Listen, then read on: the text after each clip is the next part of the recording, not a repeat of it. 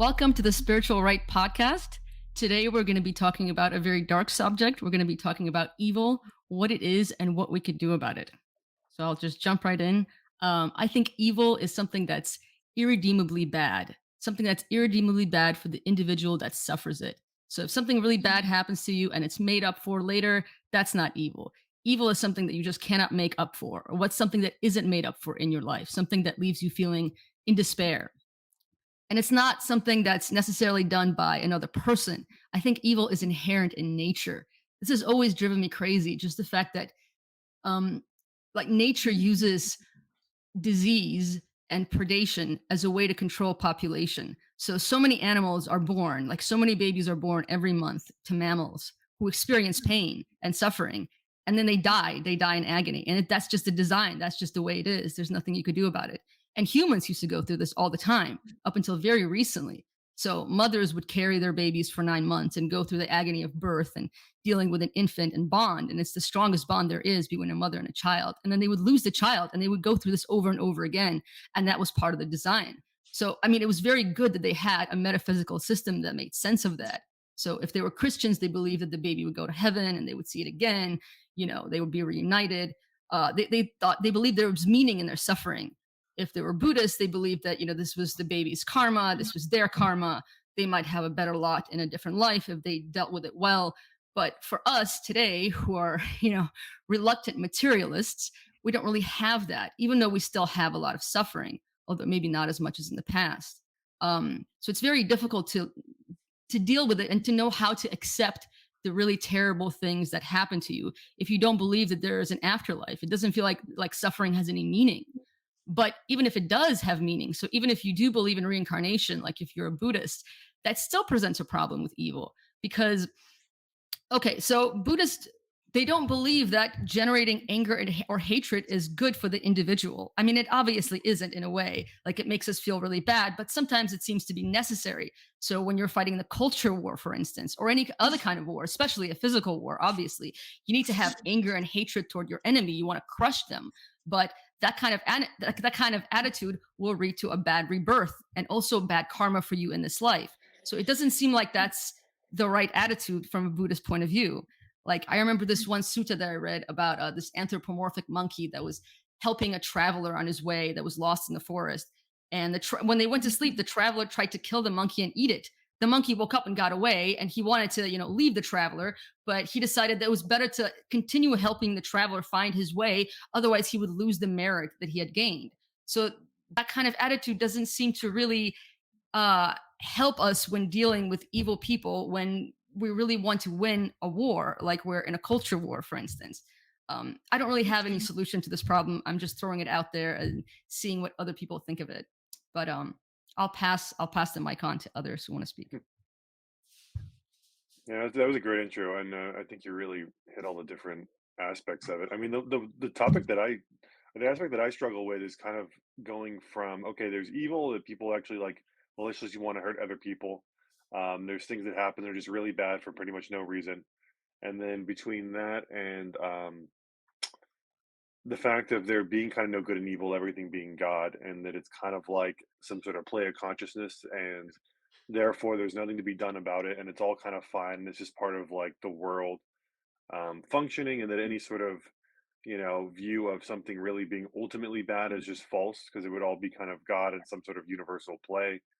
And I think that this is like the two things that really I kind of go between these two different points. I thought it was really interesting too when you were talking about war, because I mean, as someone that's done a lot of fighting and martial arts, and I don't know, learn how to channel maybe the darker side of myself for different purposes.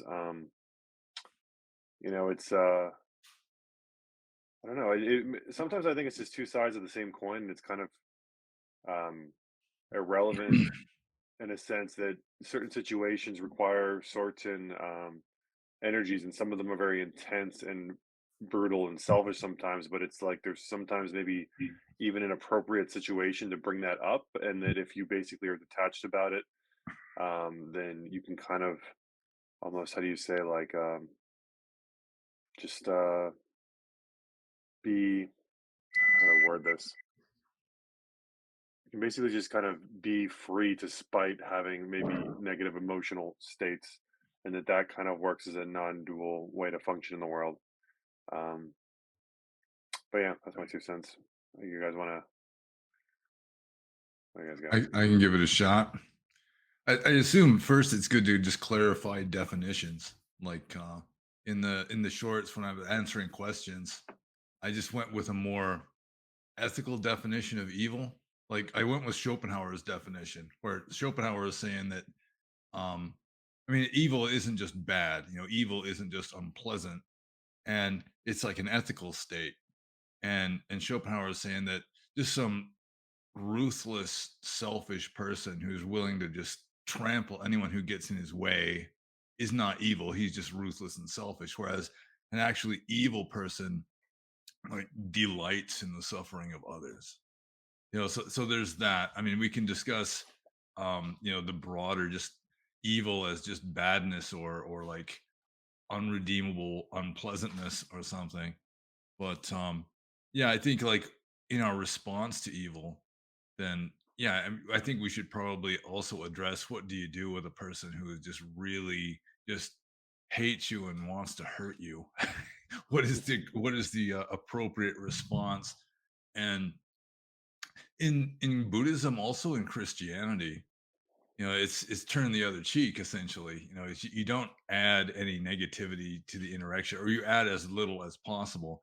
And it reminds me of this movie I saw this not very long ago, The Men Who Stare at Goats, something like that, Mm, where that was like the strategy of this one guy who was one of the adepts in this secret military group that were trying to use like psychic powers as a way of um, like accomplishing military goals.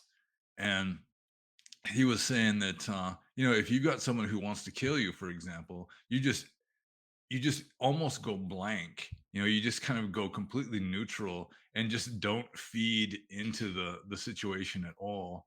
And you can defuse matters, like if someone's motivated by rage or something and you're just not contributing to that, you're just like this sink that the energy just kind of comes into and just disappears. Then I mean that can really defuse a situation a lot.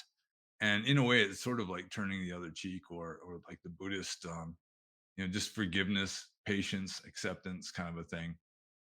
But with regard to just badness in general, I've long been of the opinion that just as an animal, the human animal, we just take the less pleasant half of our experiences and call that bad, and take the more pleasant experiences and call those good. And if you got rid of the bottom half somehow, you got rid of all the stuff you consider to be bad, all it would do is that the bar would just shift, and the lower half of what you used to be considered good would now be considered bad. It's just mm, sort of the balance of positive and negative in the universe. It's more of a Taoist idea than a Buddhist one.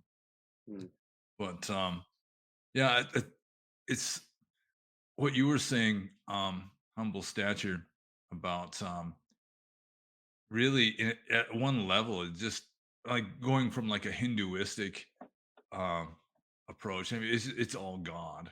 It's all just manifestations of God. Even in the dark stuff is God. mhm, And so it's in a way it's sort of like reprogramming yourself how you interpret things as good or bad.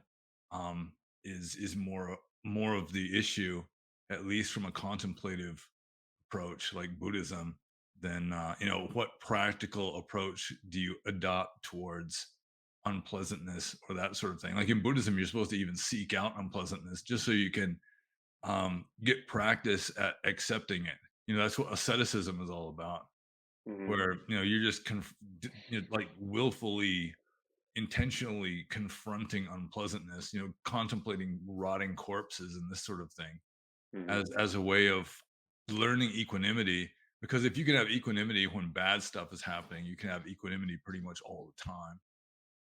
mm. Well, I mean, maybe having equanimity when pleasant stuff is going on may be difficult too, but that's a whole different approach, I think.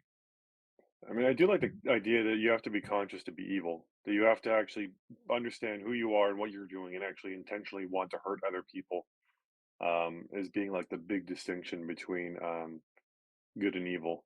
And the other stuff is just bad and good. I think that works for me. Yeah, I mean, it's sort of like a difference between just badness or evil and unpleasantness or something like that. Like an earthquake that causes all kinds of suffering, it just flattens the city. I mean, in one sense, you can call it evil, but in another sense, it's just ethically neutral because the earthquake has had no malevolent like intent, or like a Mhm. disease, the bubonic plague, the bacterium that caused the bubonic plague. It wasn't, I mean, it was really icky. It killed off a third of the world's population approximately, but still, I mean, it wasn't like malevolent in the sense of just wanting to make bad things happen. Mhm. So yeah, I think it would be good to kind of bear in mind kind of both sides of the issue, like the broad interpretation and the narrow one. Well, one of the utility. Oh yeah, jump in.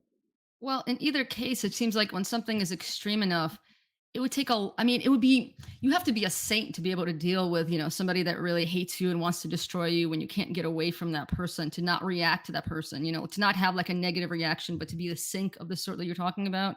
I mean, it seems like you have to go and become a monk and meditate for 30 years. Maybe then you would have that capacity and maybe you still wouldn't. But for, a normal person living a normal life, I mean, how is it helpful? They just can't do that. That the bar is just too high, I think. I mean, all this seems Yeah, to take is well, conviction. It takes conviction? Yeah, I mean, I think that if you have a philosophy and you believe in it enough, whether it's like, okay, when this happens, that it's you understand that, that they're basically it's the best they can do, or they're not really trying to harm you, or they don't understand, or like what do you call it? Like the fact they don't know any better to some That's extent. not You very really believe useful, that. I think, actually. I've struggled with that quite a bit. So yeah, I mean, you could say that like this person doesn't know any better. You could say that so long as you're not having to be in contact with them all the time. You could like tell yourself that story and that could make you feel good and you could move on. But if you're having to be in contact with that person all the time, you can't treat them as though they're not responsible for their behavior. That will only encourage them to be even worse because you want them to take responsibility, right? I So don't think not necessarily. I don't think you have to have them take responsibility. I feel like that's like pushing a more moralistic approach on somebody. Like you could basically just say, okay, well, this person, like kind of like with family members. I think family members are a good example. So you have a brother or sister that's really just not good. They're doing things that they shouldn't be doing, and they're abusive or whatever, right?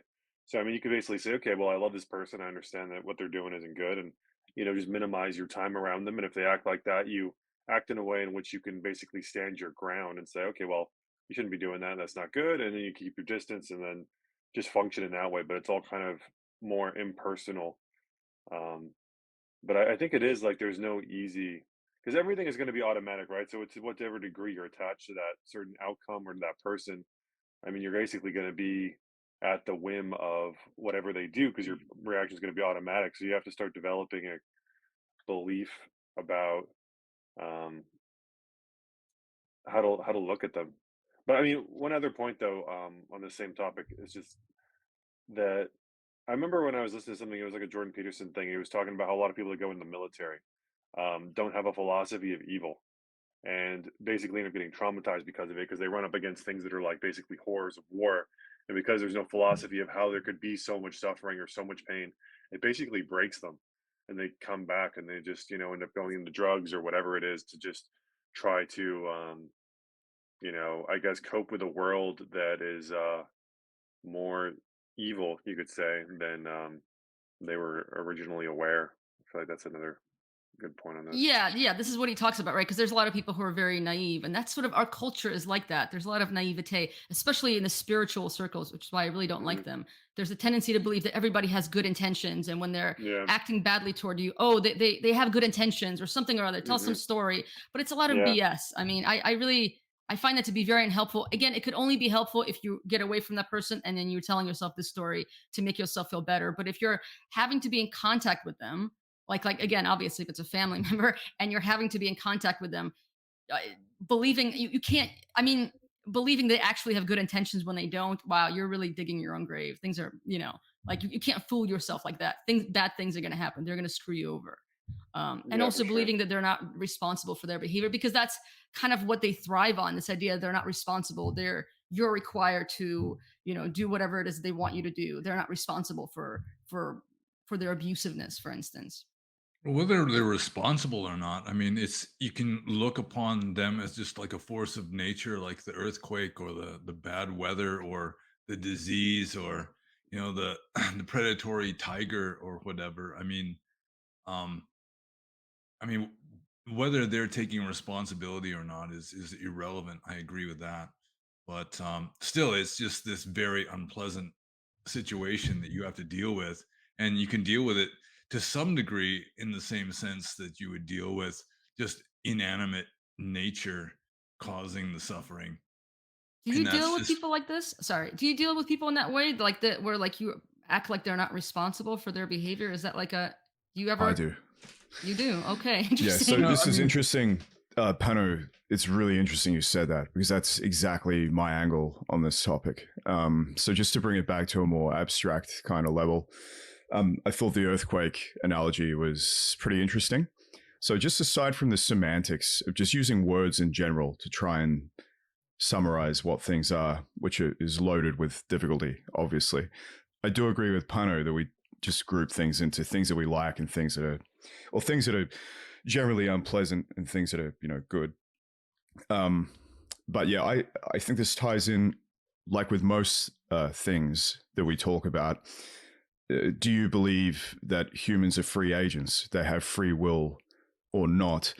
And I think free will is an incoherent concept. So I think that evil, in some sense, is baked into the cake.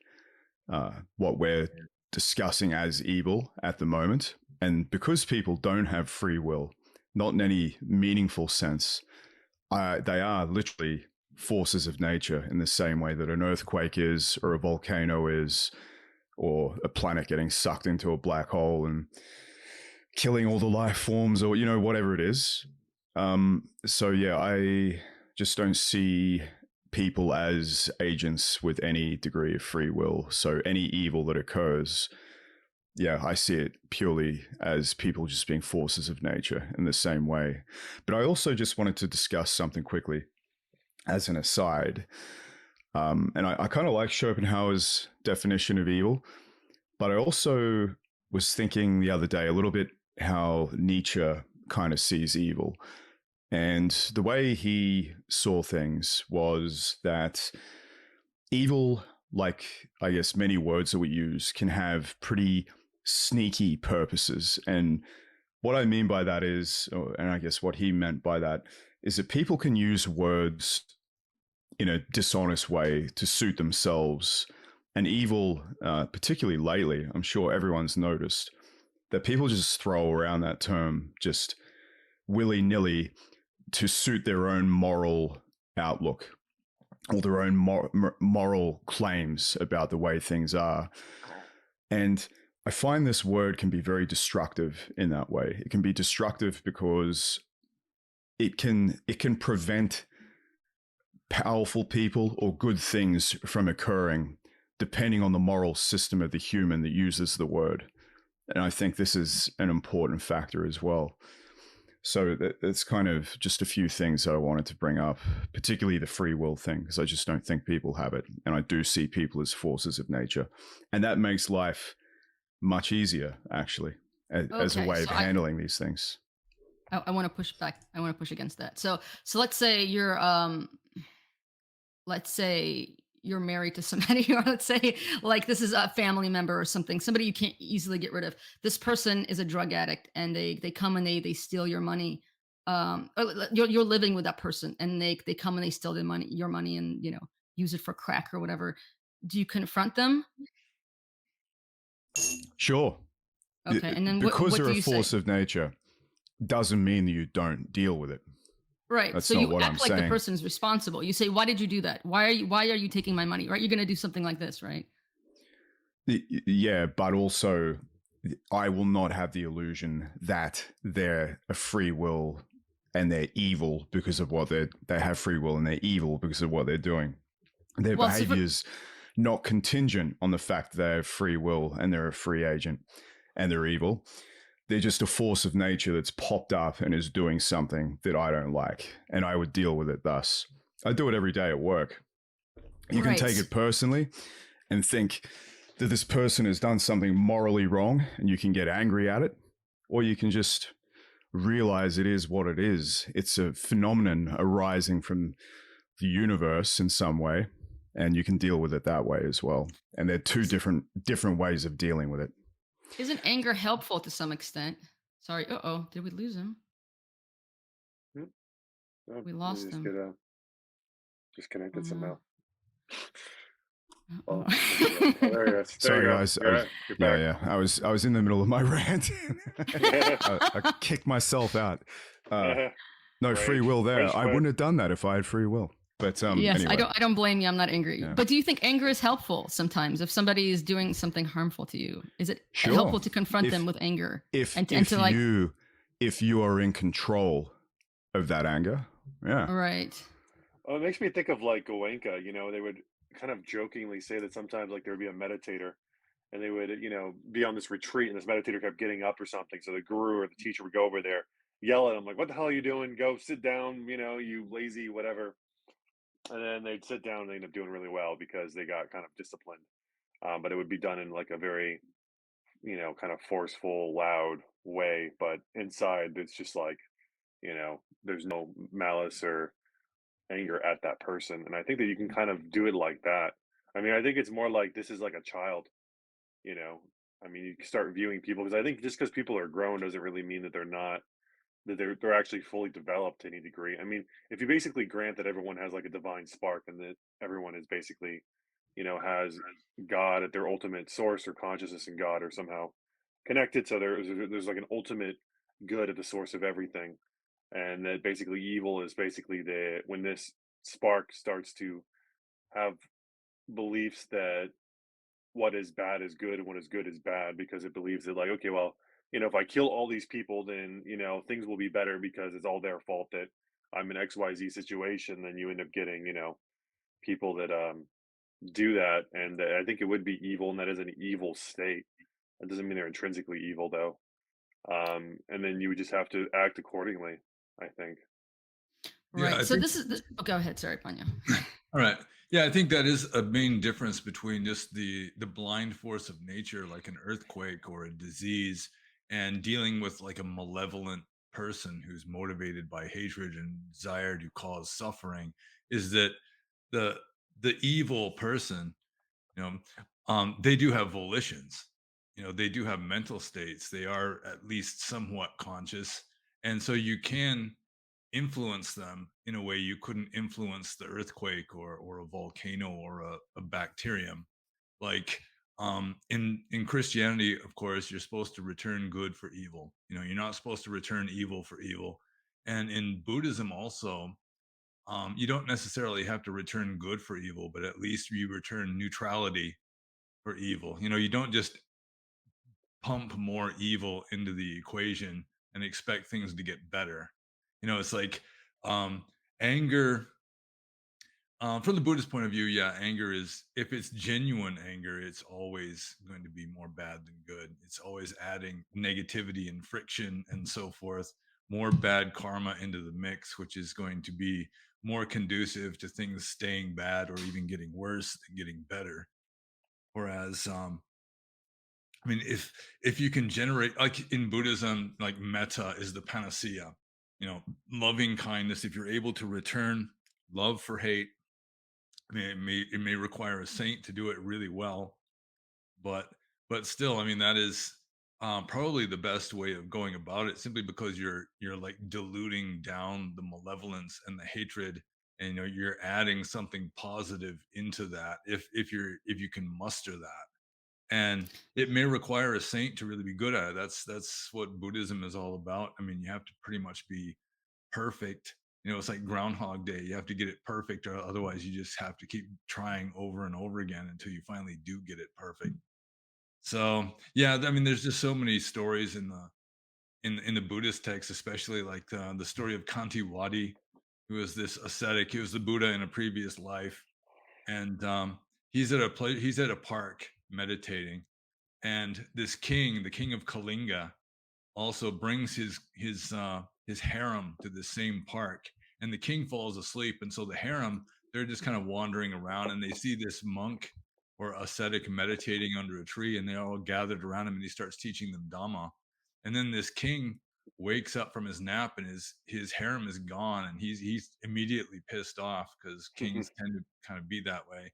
And he finds them all sitting around this ascetic, and he goes and demands, what are you talking about and everything. And he just the Buddha in the previous life says, I preach patience, Kanti, which is, forbearance or acceptance. And so the king says, all right, let's practice some of your forbearance. And he starts like cutting half parts of his body one by one with a sword, and the superhumanly saintly ascetic, he just says, yeah, I have to accept this too. Yeah, I have to accept this too. It's just he doesn't deviate, and then finally he dies, and of course he goes to heaven or whatever. But that's sort of like the Buddhist and to some degree Christian stereotype of how you deal with evil is just you don't respond, evil for evil. You try to keep it, as positive and non evil, your contribution to the situation as possible. And your actual actions are largely irrelevant. It's more the mental states that are being added to the situation. Right, but most people wouldn't want to be chopped up. I mean, they're if you don't, I guess first of all, they wouldn't be able to even do that. I mean, that's a very high level, obviously. But also they wouldn't want that. They would want to fight back because they value their lives and their health and what they have in this life probably more than, I mean, they don't really believe maybe in the afterlife. I mean, I would even think if you value yourself, like say you've done all this work as a spiritual being to reach all these high states, and then someone's just going to kill you, so you can't teach. Probably defending yourself in some ways in a higher good than just letting them chop you up. I mean, if you actually have a way out. I mean, Yeah. obviously, I guess Socrates didn't really believe that. He drank the hemlock, and I mean, I don't know. It's kind of an interesting question to see. Okay, well, I mean, it makes me think too of like Nietzsche and the fact of like, you have the slave morality, which is basically like the more you can sacrifice yourself, the more noble you are. And then kind of like, well, I can't remember what the other one, there was the contrast to that. It was like the slave morality, and then the other one was basically like wealthy morality or whatever, where it's success and succeeding is whatever is good for the most part. And that, I think for most people, kind of either consciously or unconsciously, really do view good and evil as one of those two. It's either a self-sacrificial thing, which you sacrifice so much of yourself that you're now, a saint and you're just dead, on a cross, or dead because someone chopped you up, and voila, you've proven your, you know, intense sainthood, or you're good because you've helped the most amount of people in some way. You've gotten a bunch of money and built a business, and you're, created a city, and you're a king that rules justly, and now you're, moral for that reason. Um, and it seems like for me, it's kind of uh, that whatever, there's some sort of higher power, some sort of energy, higher intelligence that basically once you purify your own individual ego, where it's not about me, but you can basically channel through and whatever the greater good is, that there's basically an intuitive action that should be taken in every situation, and you start developing that more and more, and that's kind of more the goal of spiritual development. So here's a question in in that respect. Do you need evil? So evil being corrosive or destructive forces, I think.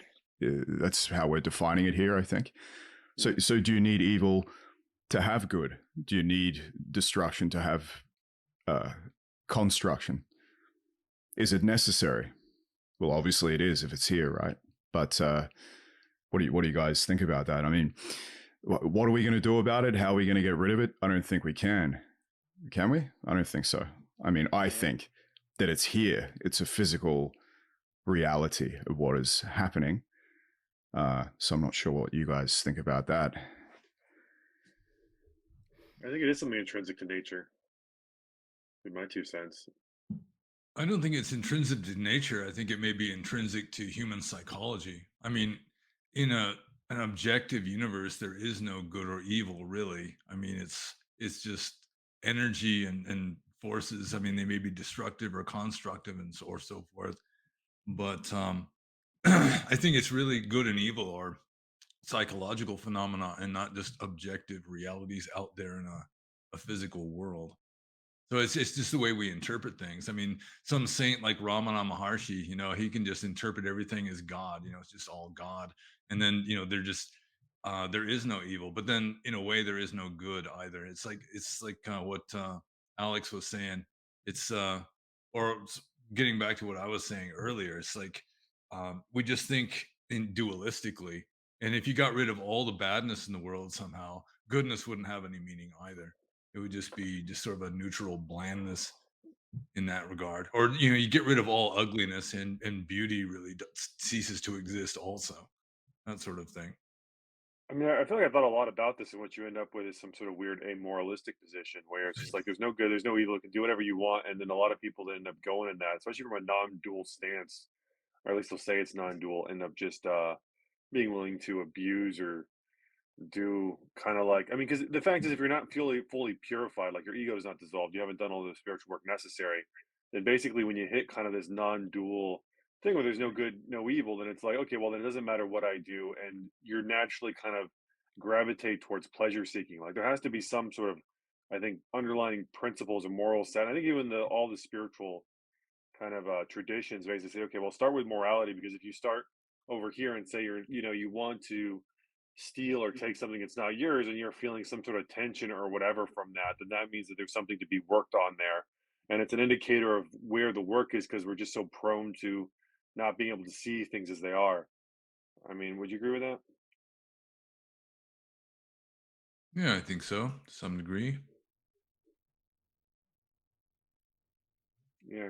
I mean, there's just not many people that I think actually, I mean, even the non-dual circles, a lot of it, I've never even liked most of the dual circles, because it's kind of like, oh, well, I know there's no good and evil, therefore I'm so transcendent and so much more spiritually evolved than everybody else. And you get kind of this, like, very subtly, a lot of people that do Zen, even because Zen kind of definitely more emphasizes this non-dual moral aspect than most traditions.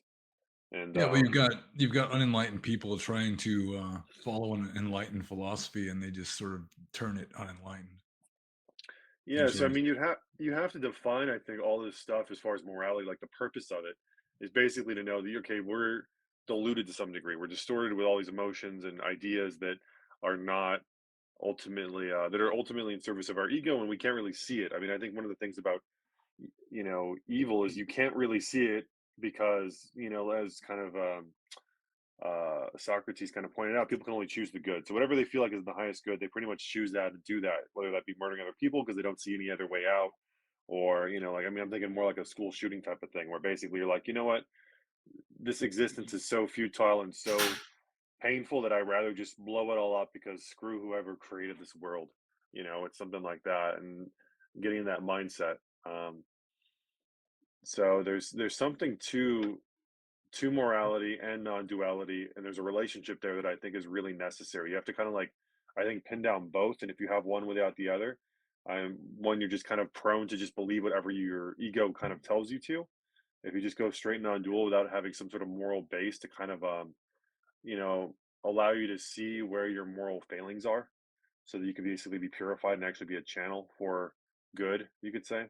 I think they believe Yeah. morality is an illusion, so that's why they get rid of it.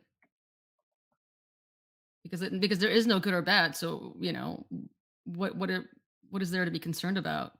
Well, they What is obviously know there's morality if there's the no good or bad? I mean, if you granted there's delusion, right? There's like reality, and there's like basically your perception from reality can basically be swayed, because even in the philosophy, you're trying to align with a idea that would be more aligned with truth, or how reality actually works. So I mean, they obviously have that, and I mean, I think it's just in terms of diluted versus not diluted versus, like, some sort of objective good and evil. It's still like a based off of mind states ultimately. Wait, what?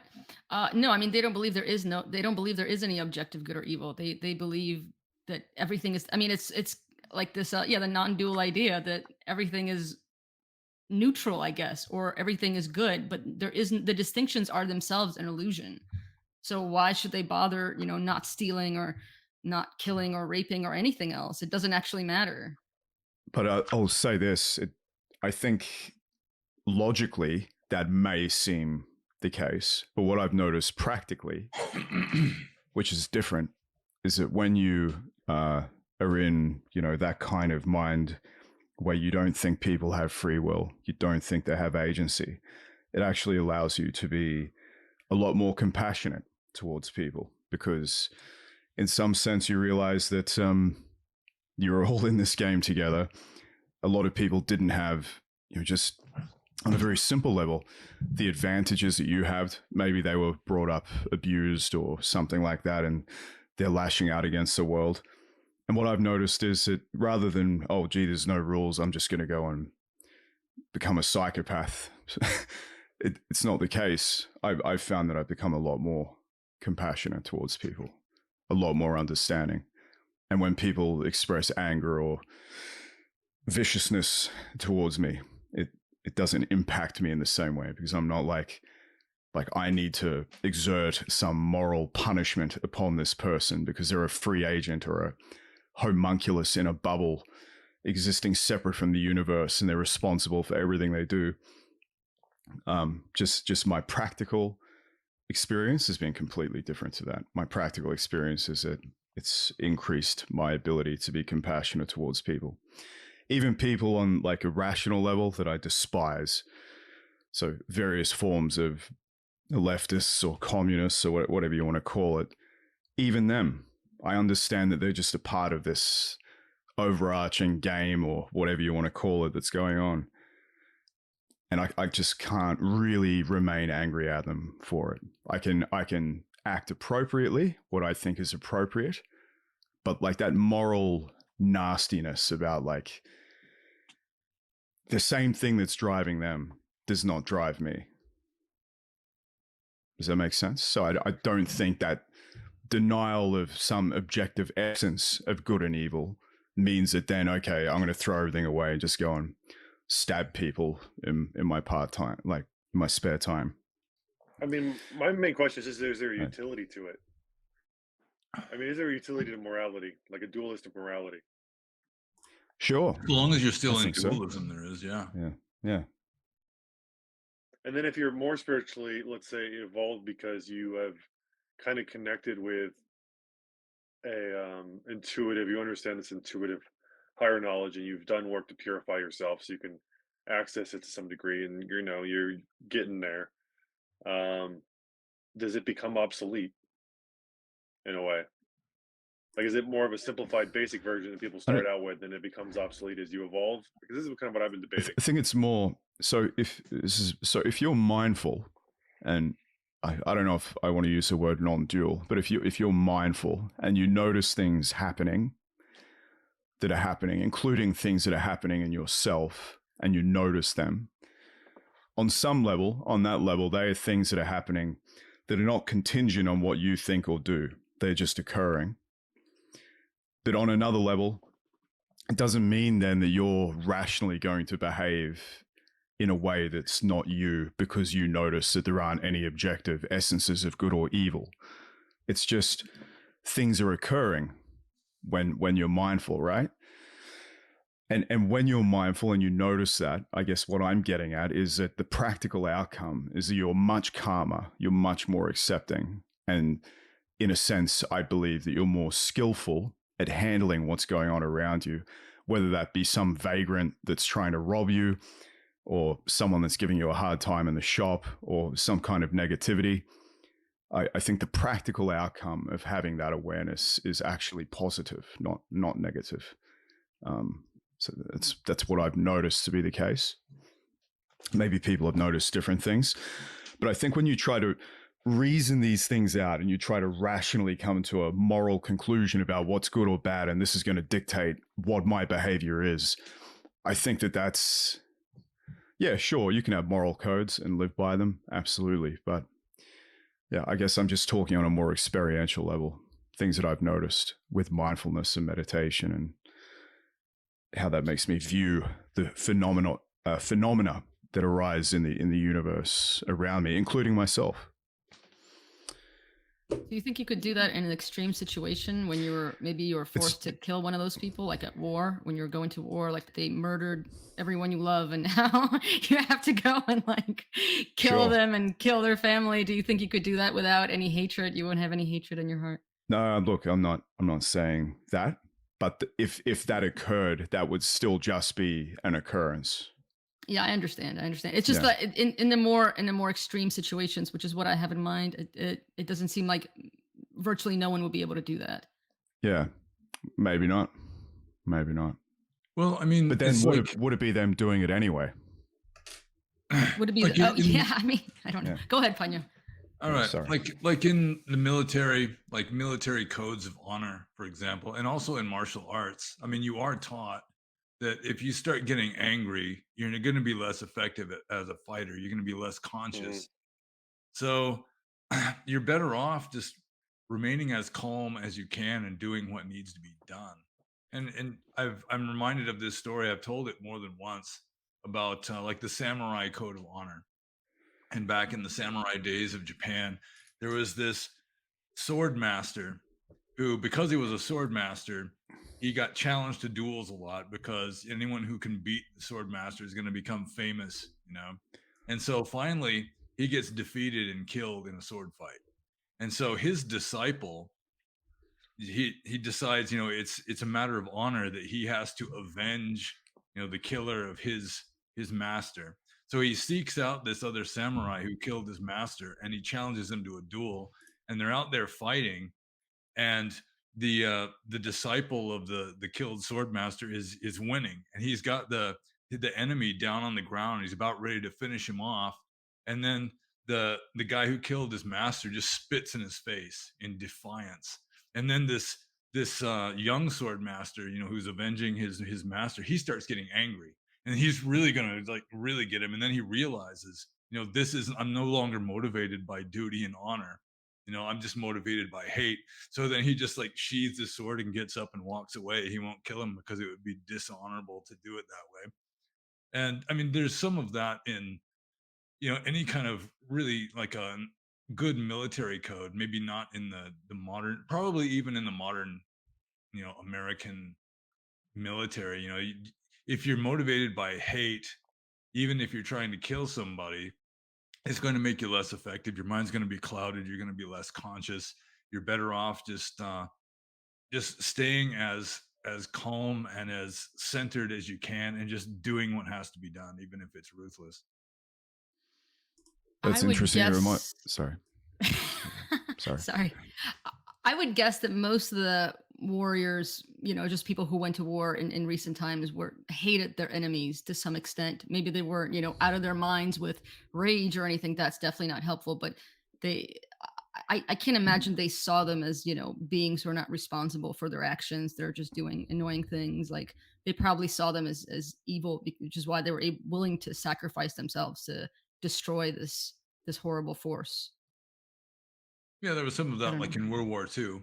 You know. Yeah, well, I think in any war, honestly. I mean, the war on terror. Also, you know, I mean, there's always the demonization of the enemy, like that. That has to happen. It seems like you can't just see them. Oh, this is a misguided person that's, you know, doing their best, but they're foolish. Like that encourages compassion, and when you have compassion, you can't really kill. I don't think you want to restrain, maybe, you know, or you want to do the least amount of damage. You're not going to want to, you know, bomb a city or even a military base. I don't know.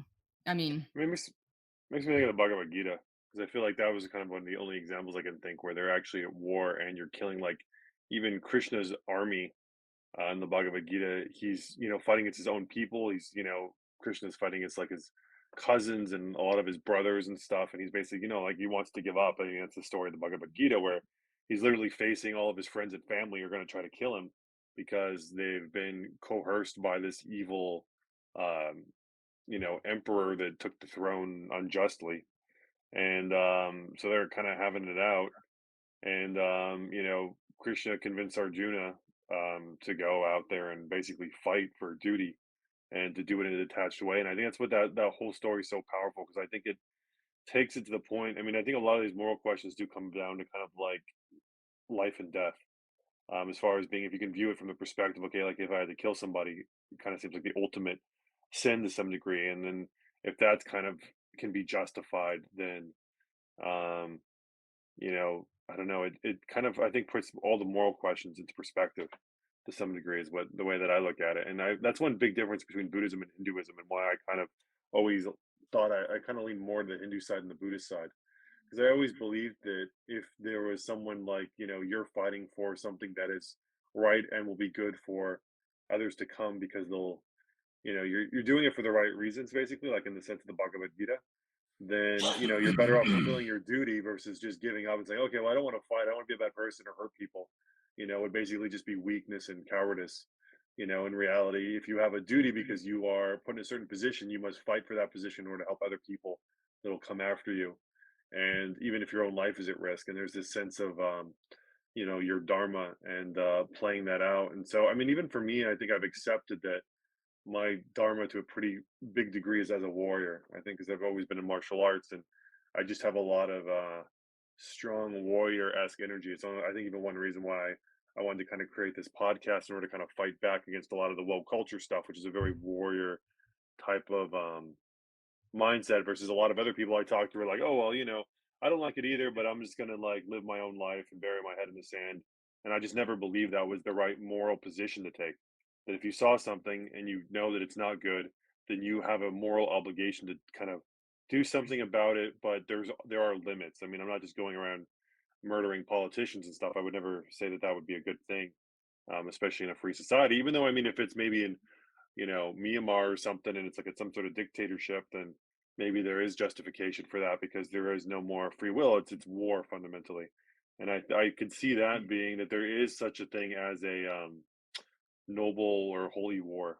I think is a possible phenomenon, even though it's abused, obviously. I mean, especially with a lot of the Islamic stuff. You can just call everything a holy war if you're spreading your own religion to some degree. But I think ultimately, from a moral perspective, there is something which there is a good, and if you're fighting for that good against evil, which wants to kill other people, you might have to also, you know, get your hands dirty, and there's nothing wrong with that. Do you think war and warfare, though, I'm not against any of these things, by the way, so I'm not like some hippie. I also do martial arts, and I have no problem with these sorts of things. But warfare and domination is always morally ambiguous, isn't it? Like, we use good and evil and all this stuff, but it's more just a case of domination, really. I mean, when you say use, it assumes there is no good and evil. I mean, I think there is a good and evil. It's just very hard to see. I mean, I think a lot of things are just a lot of gray area. Like, say with politics, maybe you have to, like, even to get in any position of power, maybe you have to bribe somebody, or you have to, like, it's just it's really messy. And I think a lot of people want a clean black and white thing to life, whether it be in power or power dynamics, especially within a certain society. And that, you just trying to be some ultimate virtuistic kind of like kind of saintly person isn't necessarily and always in the highest good if you have a more nuanced understanding about how, say, politics and social interactions relate. That there is something like, even like, let's say you're you're conservative and you're trying to get into some sort of position within the government, so maybe you have to go and you have to actually kind of either suck up to or win over somebody else in politics and talk to them and be nice, and by winning over their favor, then they start you having more influence and this and that. And it's like you could just look at it and say, well, it's all manipulation, it's all some sort of backwards coercion, and you're just playing the same game everybody else is. And I think a lot of people do maybe even get into politics for some sort of noble cause in the beginning, and then just getting lost because it's easy to just say, I'm doing this for good reasons, right? Because I mean, pretty much everybody believes that. But I mean, to the degree to which you're actually developed, you'll either actually be doing good or not. And it's like, not. People want things so clean cut. That's what bothers me. Like, everyone wants things so good and evil. It's not like that.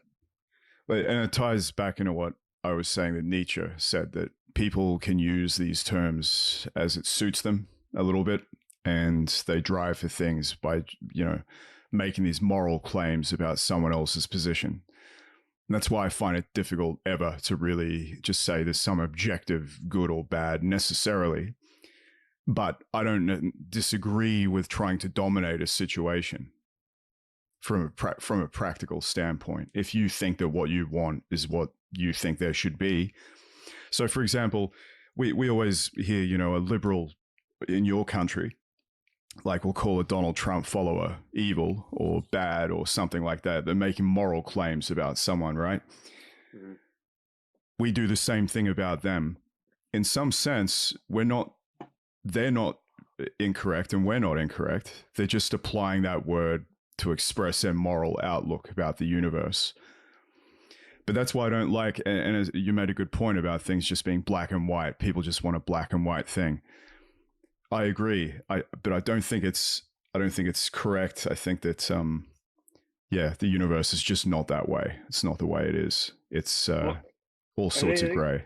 I think you almost have to grant that most people aren't that spiritually evolved, you know. And so, if most people aren't that spiritually evolved, then there's almost a moral obligation for propaganda to some degree, you know. Like, and I almost like in a propaganda sense, like even with teaching people for a certain set of morals, don't kill, don't steal, like you know, kind of like the basic religious kind of tenets that these are actually really, in order to have a stable society, you have to have this at the foundation, where there has to be some sort of, and that's in some sense propaganda. It's like we're not telling you to think for yourself. It's just like this is bad, this is good.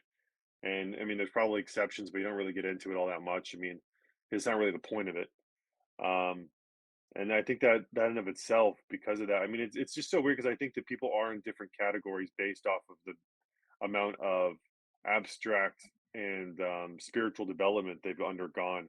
That the rules apply differently, which is kind of messed up to say because I think you can basically abuse anything, and I think it's the ability to abuse even sort of like a lot of the non-dual moral stances that make it so dangerous, but it doesn't make it false. That that's an actual reality, an objective reality that, or that's how objective reality works. And so, therefore, if you're aligned with that and working in that way, that you can do the most good. I mean, I also too think about a lot of the on the Hindu side. There's a lot of stories of gurus doing crazy things, like they'll break someone's arm or they'll like you know cause some sort of physical harm because there's some sort of karma that needs to be undone and this type of thing. So I think the problem is mostly that we aren't purified enough to be able to see the actual strands of karma that are causing any given thing, and then we also can't see it clearly enough to see what the solution is. So probably, you know, it's like since we're in some sort of state of delusion, all of us,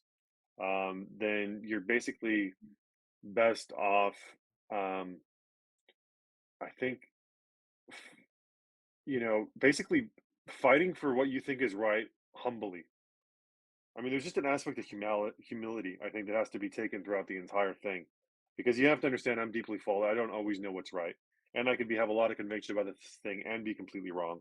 But simultaneously, if you don't pursue it, I don't think gets developed either. So you're kind of in a you know a little bit of a damned if you do, damned if you don't. And it's if your intention is kind of you know pure, then I think that kind of carries you through to actually end up becoming more and more morally and ethically and spiritually developed. Well, I would just point out that as a general rule, if there's a war, both sides consider themselves to be the good guys. It's just You the know, way it you doesn't make go. them both the good guys, though. I mean, you know, I mean, even then, I don't think like say the good guys. If you're, say, you are in a military, right? I mean, even if you're in like, let's say it's World War II and you're in the German military. I mean, if you actually are doing it because you know, defending your country, you believe that you know, okay, well, Germany, we're in a war, we're under attack. I mean, I have an obligation to my country as a man to protect the people who live here, my wife and my children. So I'm going to go to war. I don't think that that soldier would be necessarily doing anything immoral, you know. And I think that's what makes it so complex because you have these layers. I think obviously from the perspective of maybe wanting to you know kill like in the grander scheme of things, I think that there's definitely evil on the side of Hitler and the Germans during that war without a doubt.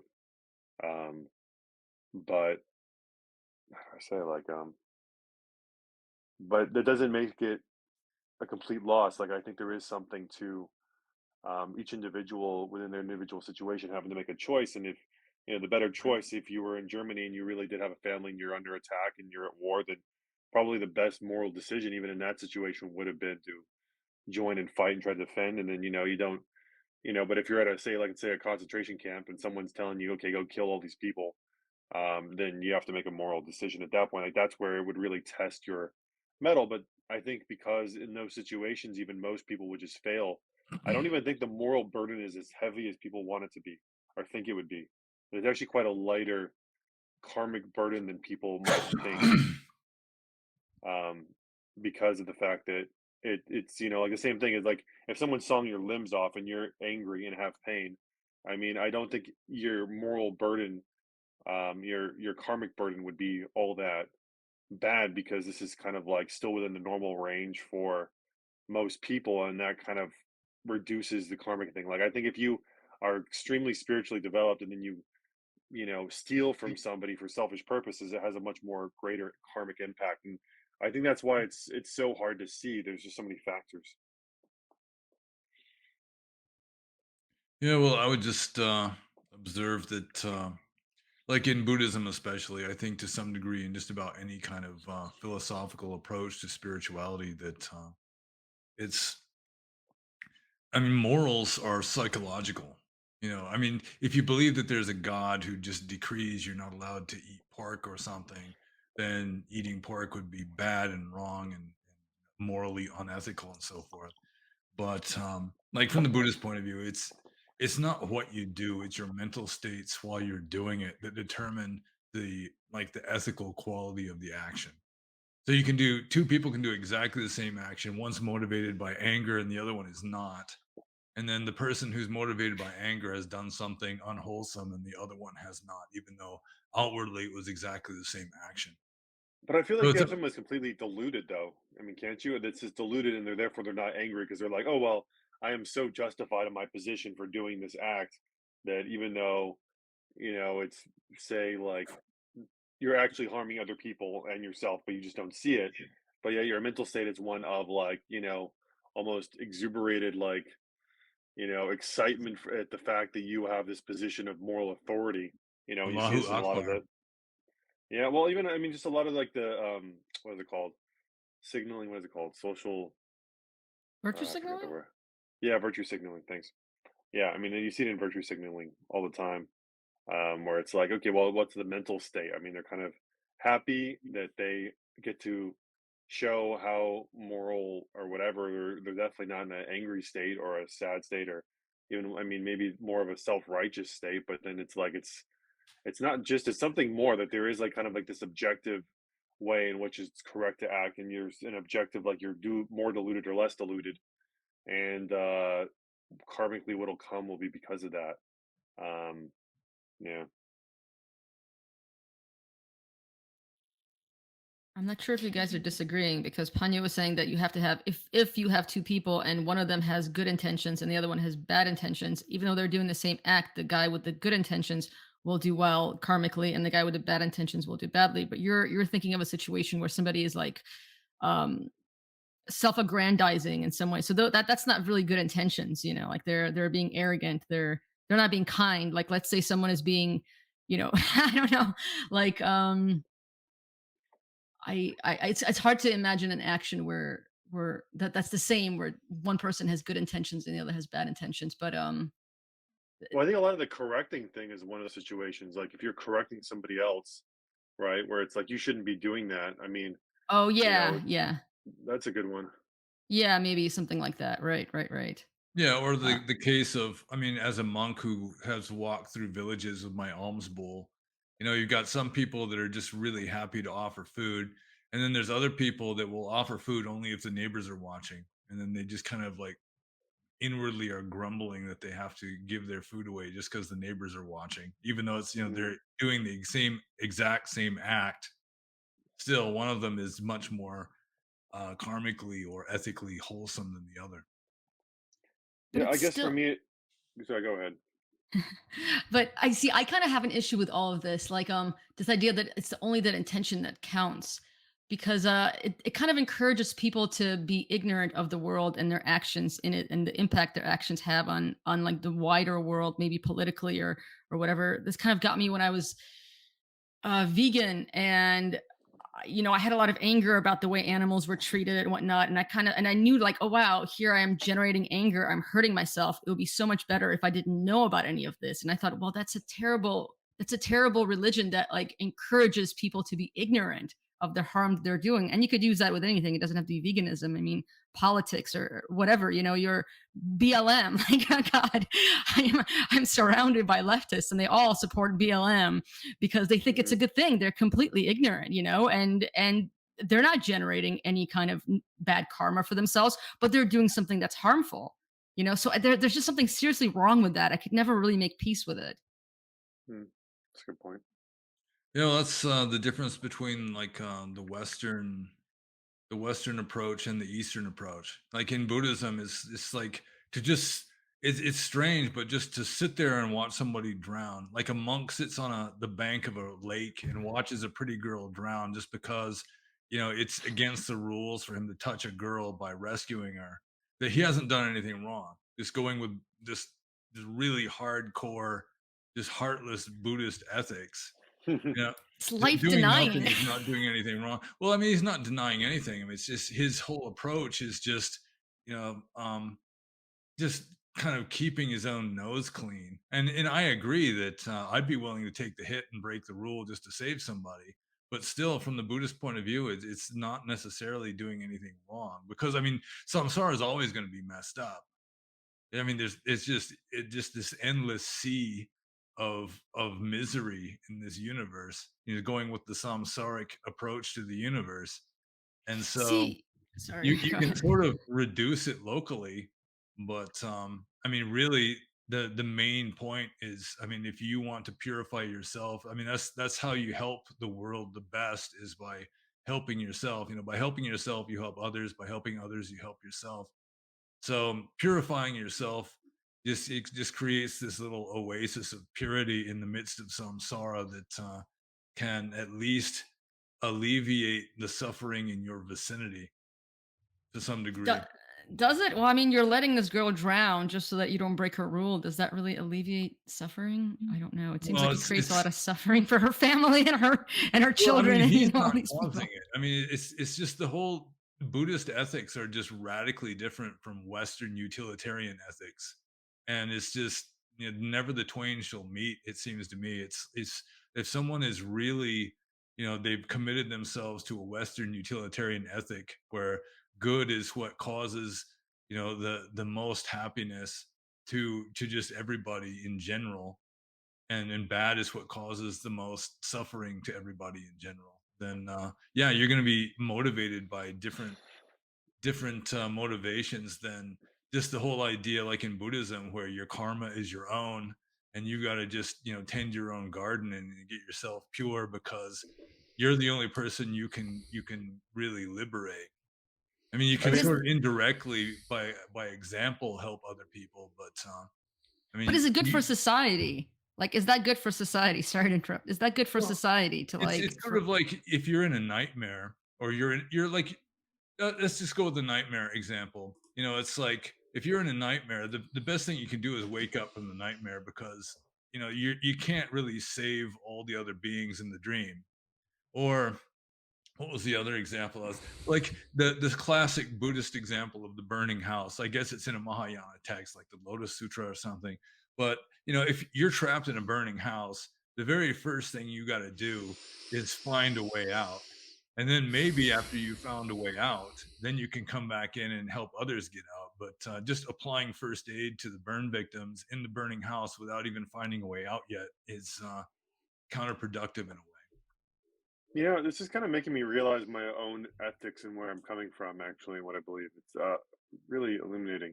I just kind of realized that what I really believe is basically that morality and all these things, they're so complex because you have to basically be able to accurately judge where an individual is at on their spiritual journey. You have to accurately be able to see the objective situation, the culture. Like, there's just so many layers upon layers that I think play into any sort of decision karmically that I think it's almost impossible for us from a kind of ego, objective, logical perspective to be able to really fully parse it out. And that basically the best you can do is basically purify your own ego in order to intuitively know what is right. And it becomes, a position which isn't logical. It's a non, it's basically like, I would call it like translogical. It's something like above logic where it's intuitive because there's some sort of higher intelligence that's intrinsic in the universe, some sort of intrinsic good that underlies the universe. And that basically, to only the degree in which you're in touch with that and then channel that through in a, almost a not through reason, but through, um, well, basically spiritually developing yourself and purification of your mind, heart, and soul, I guess you could say. Only to that degree can you, you'll then know what to do and act because it's just too complex otherwise. You know, and I think there's also utility though in just like parsing out, have conversations about morals and thinking about it. I mean, it's not about negating the mind and just saying the mind's useless, but I do think that in order to really make any sort of true karmic moral decision, that it's just only to the degree in which you are in tune with whatever higher moral intelligence that is intrinsic or underlies the universe, and then to that degree you can make moral decisions, real moral decisions.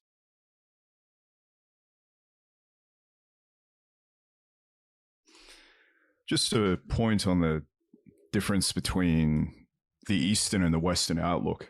It's something I think about often. It's interesting, Panno, you were saying that Easterners tend to view reality as just samsara, something that is just, it's not going to change. It is what it is. There's always going to be evil. There's going to be good things that happen, whatever. But on the other hand, I think we as Westerners, we have this kind of, I guess we get it from Christianity, this progressive view of history where we're moving towards something that is going to be better for everyone. And we do that by making proactive moral decisions that we see as adding to the general good of the entire situation. I'm not sure how I feel about that outlook. Is it naive? I'm not sure. Have we achieved the things we've achieved because of that view? Will those achievements only last for a little while before they collapse into chaos? It's an interesting question. I often wonder, would we be better off maybe with a mix of the two, a kind of acknowledgement that things do collapse and change, but also trying to make the best decision for everyone. It's something I often think about, because in a lot of Eastern cultures, like they're pretty harsh, man. Like they don't look after one another necessarily, in some places anyway. It can be a harsh place.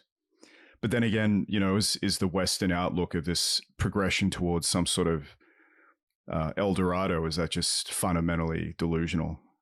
It's an interesting question, and how that places the individuals living in those systems and the decisions that they make and what they consider to be good or bad, or it's interesting to think about.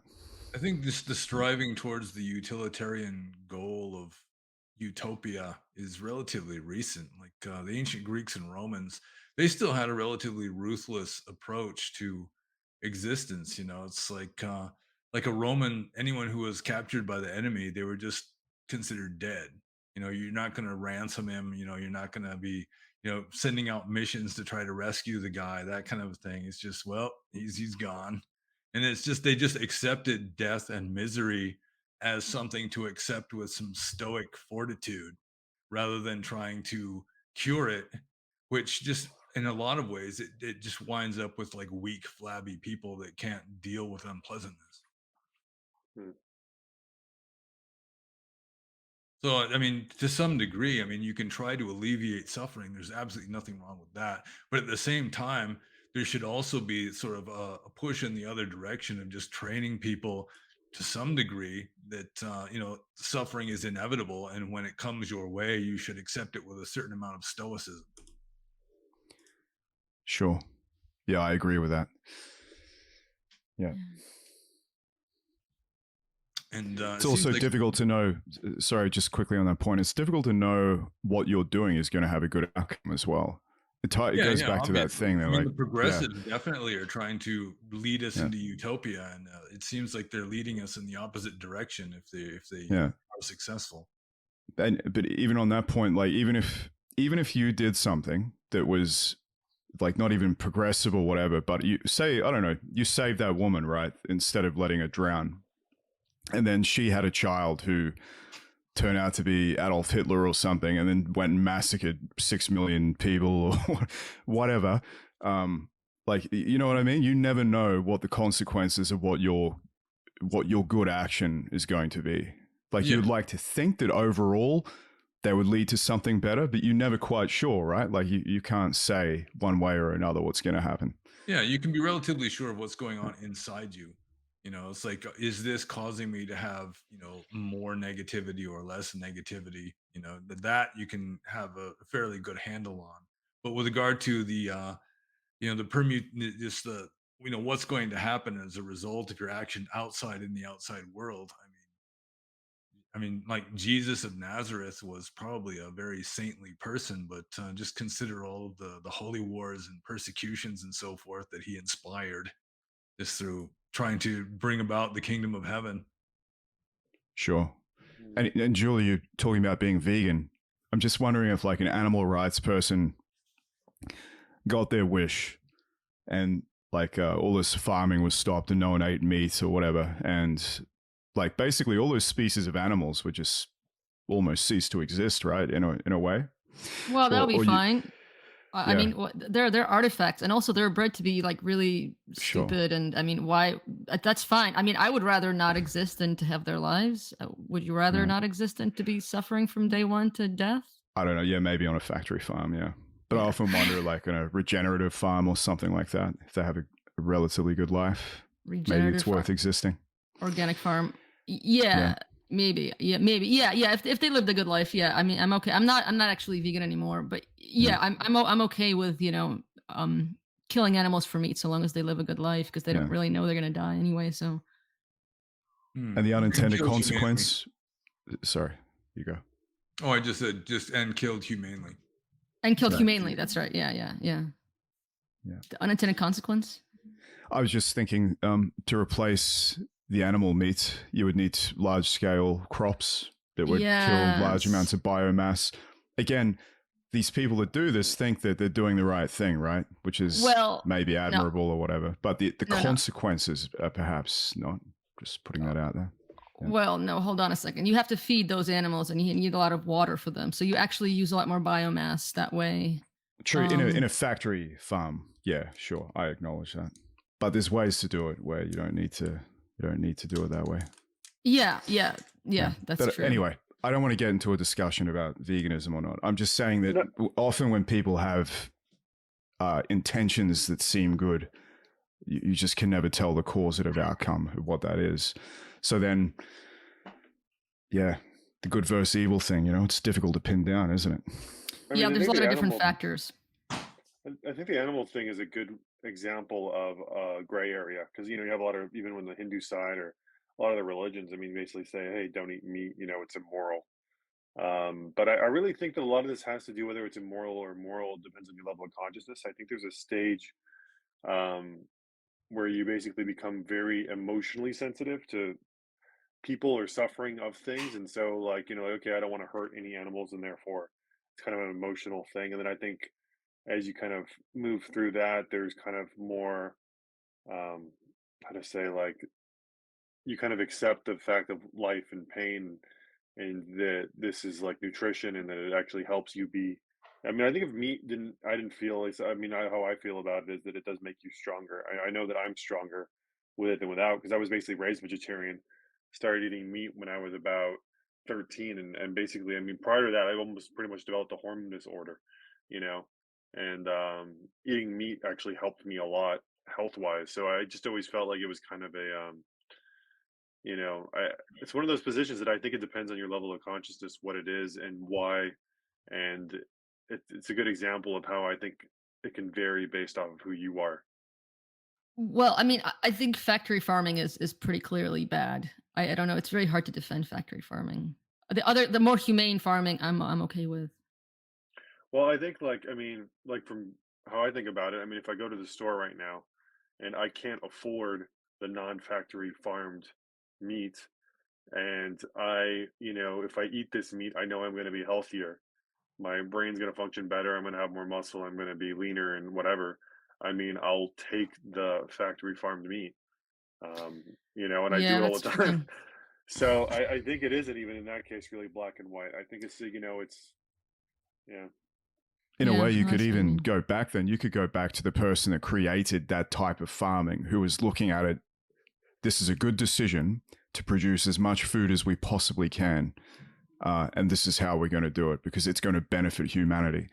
that was his or her or whoever's a group of people's decision to do that. And they're probably doing it. There was a profit motive maybe as well. Yeah. But still, they probably would have done it to produce more food for more people. For them, that was a morally correct decision to make. Yeah. But the consequences, as we know in factory farming and other things, are disgraceful. But that came from someone trying to do good. So I guess I'm just trying to point out that you don't really know. And I can understand the radical Buddhist perspective of just taking a step back and just going, well, fuck, like I kind of don't know what's going to happen. Like I'm just going to live in a cave with a toga and sit down. Well, I get it. I mean, it's humility. I think you have to have humility about the whole thing and how much we really know or can understand about it. And it's just about purification. And I think you get more self-righteous in like the positive way, where it's like because you are more connected with, call it God or divinity or whatever, you basically start to see things clearer and can know with more certainty. But, I think at the end of the day, you basically have to remain have an attitude of humility all the way through, because you just don't really know until you're kind of say fully liberated or something. I would think there's some endpoint, but I think humility really around the whole topic is really the right position. Yep, for sure. Anyone else want to add anything before we can kind of wrap up here? I suppose I could just add one more story that I've seen this in two different books. One was a book on emotional intelligence, and it's a firsthand account of a person who was there. And it was an American Aikido master. He had like a black belt in Aikido, and he's riding a train in Japan. And he's just, going from point A to point B. And then this guy in workman's clothes gets on, and he's stinking drunk, and he's just starts just terrorizing the people in the train. He's like, women are screaming, and he's, like throwing punches at people and just on a complete rampage. And after a couple minutes, this Aikido master, and Aikido is one of the least violent martial arts, supposedly. You're like incapacitating the opponent without hurting them any more than is necessary.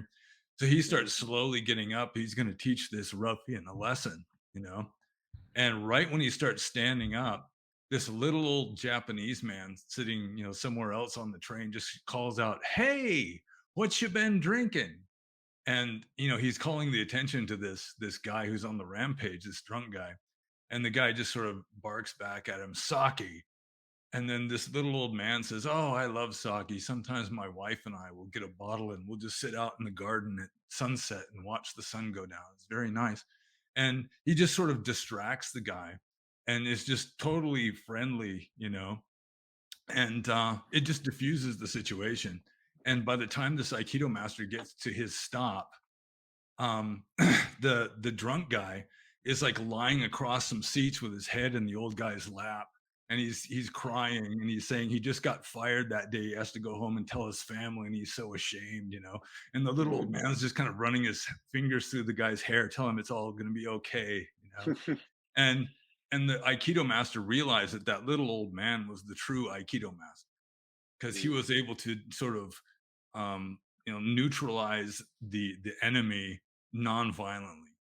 I mean, it's sort of like an ideal feel-good kind of a story, but it is kind of an ideal that you can keep in mind sometimes, that really adding more hate or anger into the situation just feeds it and can make it worse. Whereas the ideal situation from probably Christian and Buddhist and other situations, other approaches also, is, you're just trying to add as little negativity as possible. Do what needs to be done. You may have to be ruthless or whatever, but still just do it without, adding more hate to the situation, because you're just adding more hate to the world by doing it. It's interesting. That actually happened to me on the way back from Tibet on a train. There was a German guy who drank way too much baijiu, which is like a Chinese rice wine. It's really, really powerful. And he went on a rampage through the train. I've never seen anything like it. And he was like pushing people on the head as he walked past them and just screaming incoherent German at all these Chinese people. But there was no feel-good resolution, because at the end the Chinese cops came out and just kicked the absolute bejesus out of him. It was pretty brutal. that neutralize the problem effectively. I can confirm that. Yeah, that would be the more ordinary way Yeah. of resolving the situation, I think.